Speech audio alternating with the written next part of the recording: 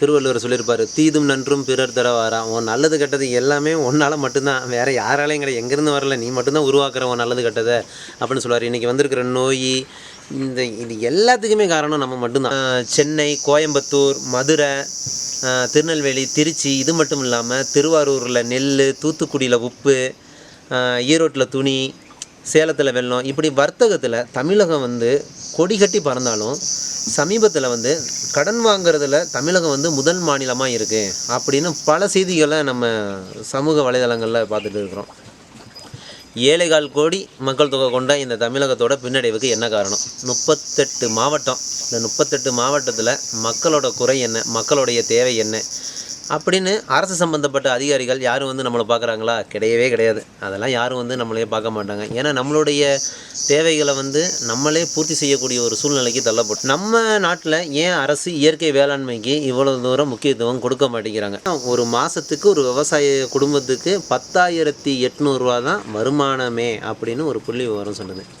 10,800 வச்சு நம்ம என்ன பண்ண முடியும்? இன்றைக்கி விற்கிற விலைவாசியில் ஒன்றுமே பண்ண முடியாது. லாபம் வரலைனாலும் நஷ்டமாவது எங்களுக்கு வராமல் இருக்கணும்னா ஒரு மாற்று சிந்தனைகளை நோக்கி எங்களுடைய பயணம் தொடர்ந்து தான் ஆகணும்.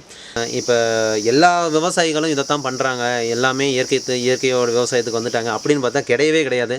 சாமானியமாக இயற்கை விவசாயத்துக்கு விவசாயிகள் திரும்பவே மாட்டாங்க. ஏன் இன்றைக்கி இவ்வளோ நோய் வர காரணமே இந்த ரசாயன உரங்களால், இந்த பூச்சிக்கொல்லி மருந்துகளால் மட்டும்தானா இன்றைக்கி யாரும் அதை ஏற்றுக்கிற மனப்பக்குவமே இன்றைக்கி கொஞ்சம் பேத்துக்கு மட்டும்தான் இருக்குது. அகத்தி மரத்தில் புழு வருதுன்னு ஒரு விவசாயி சொன்னாராம். நம்ம அடிக்கக்கூடிய பூச்சிக்கொல்லி மருந்துகள் இப்போ நம்ம ஒரு செடிக்கு இங்கே அடித்தோம்னா அது பக்கத்தில் இருக்க மரங்கள்லேயும் பட தான் செய்யும். அதில் படும்போது அங்கே மரங்கொத்தின்னு ஒரு பறவை வரதே நின்றுச்சான். அந்த பறவை வந்திருந்ததுன்னா அந்த வண்டு அங்கே விழுந்திருக்காது. ஏன்னா அந்த புழுவை அது சாப்பிட்டு போயிருக்கும்ல. பாருங்கள், ஒன்றோட ஒன்று தொடர்பு படுத்தி தான் இந்த உணவு சங்கிலியே இருக்குது. ஆனால் இன்றைக்கி நம்ம செய்யக்கூடிய ஒரு முட்டாள்தனமான செயல்களால் தான் இந்த உணவு சங்கிலியே துண்டு துண்டாக இருக்குது. இயற்கை வழி சார்ந்த விவசாயத்தை முன்னெடுத்து ஒரு மிகப்பெரிய ஒரு சாதனையை இந்த தமிழகம் படைக்கணுன்றது எங்களுடைய மிகப்பெரிய ஆசையே. நன்றி.